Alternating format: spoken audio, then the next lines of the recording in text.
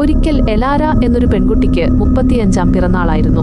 അവളുടെ കൂട്ടുകാരൊക്കെ വന്ന് ചിരിച്ചും കളിച്ചുമൊക്കെ സമ്മാനങ്ങൾ നൽകി പിരിഞ്ഞുപോയി. എല്ലാവരും പോയതിനു ശേഷവും എലാര മാത്രം സോഫയിലിരുന്ന് ചിരിക്കുകയായിരുന്നു. അതൊരു സാധാരണ ചിരിയല്ലായിരുന്നു. എന്തോ ഒരു പ്രത്യേകതയുണ്ടായിരുന്നു ആ ചിരിക്ക്. വീട്ടിലാകെ നിശബ്ദത പരന്നു.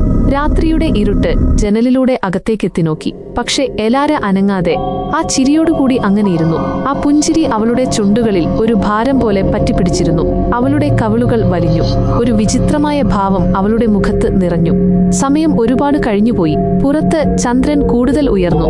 പക്ഷേ എലാരയുടെ മുഖത്തെ ചിരിക്ക് മാത്രം ഒരു മാറ്റവും വന്നില്ല. അവളുടെ ഉള്ളിൽ ഒരു തണുത്ത ഭയം പതുക്കെ പടർന്നു പിടിച്ചു.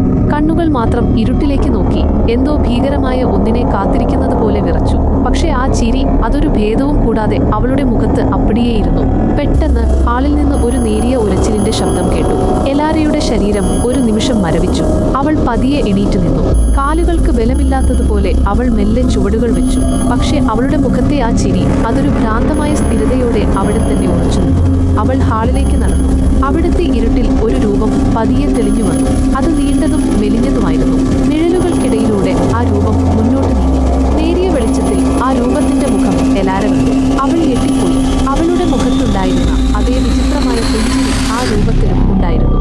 ഒരു നിമിഷം എലാരയ്ക്ക് എന്ത് ചെയ്യണമെന്നറിയില്ലായിരുന്നു. അവളുടെ മനസ്സ് ശൂന്യമായി. പിന്നെ വളരെ പതുക്കെ അവളുടെ ചുണ്ടുകളും വിടർന്നു.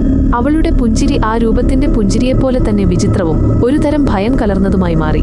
അവളുടെ കണ്ണുകളിൽ ഒരുതരം ശൂന്യത നിറഞ്ഞു. പിന്നീട് ആ വീട് വീണ്ടും നിശബ്ദമായി. മേശപ്പുറത്ത് ആരും തൊടാതെ ഒരു ജന്മദിന കേക്കിരുന്നു. ഇരുട്ടിന്റെ മറവിൽ 2 വിചിത്രമായ പുഞ്ചിരികൾ മാത്രം അവശേഷിച്ചു. സന്തോഷത്തോടെ ഒരിക്കലും അവസാനിക്കാത്ത ഒരു ജന്മദിനത്തിന്റെ ഓർമ്മപ്പെടുത്തൽ പോലെ.